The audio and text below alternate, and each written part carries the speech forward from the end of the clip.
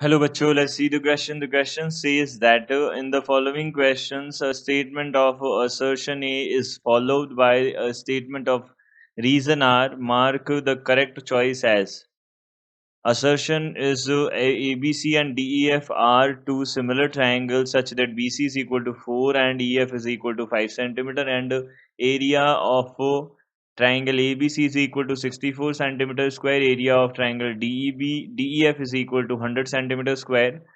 Reason the areas of two similar triangles are in the ratio of squares of corresponding altitudes. तो यहाँ से हमको ये बताना है कि क्या ये करेक्ट है।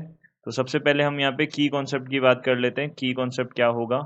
तो की कॉन्सेप्ट हमारे पास में होगा if two triangles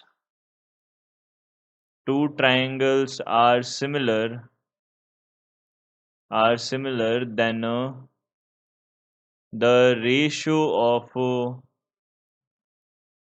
their areas will be equal to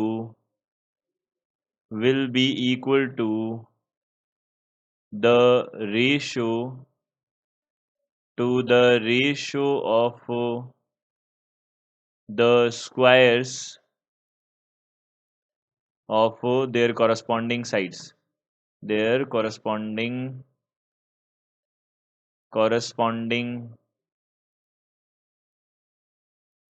sides।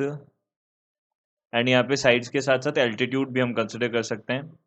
तो यहाँ से हमने बोला सबसे पहले जो फर्स्ट है हमारा वो क्या है? फर्स्ट असर्शन के अकॉर्डिंग ए बी सी और डी एफ दो हमारे पास सिमिलर ट्राइंगल्स है। बी सी और ई एफ जो है उनका रेशियो हमको गिवन है। हमको area of triangle A B C, अब देखिए इस की कॉन्सेप्ट के according area of triangle A B C and area of triangle D E F, इनका रेशियो जो होगा वो किसके इक्वल होगा? ये हमारे पास इक्वल होगा यहाँ से B C square upon E F whole square, इसके इक्वल होगा, ये होना चाहिए। तो यहाँ से हमने बोला सबसे पहले हमारे पास एरिया जो है वो कितना है? 64 और 100 है। तो यहाँ से 64 और 100 बनेगा। यहाँ से देखिए ये किसके इक्वल होना चाहिए? बी सी स्क्वायर, यानी कि बी सी मतलब 4 का square.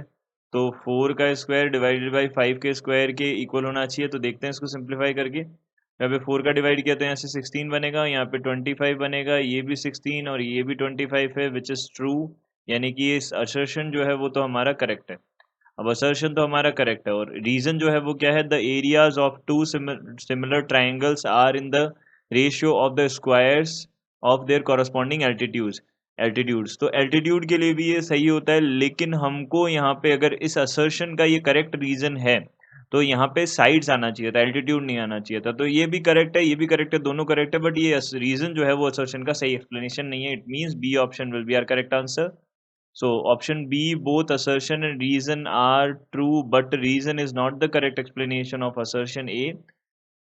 This is the final answer of this question. I hope you understood it well. Good luck. Thank you.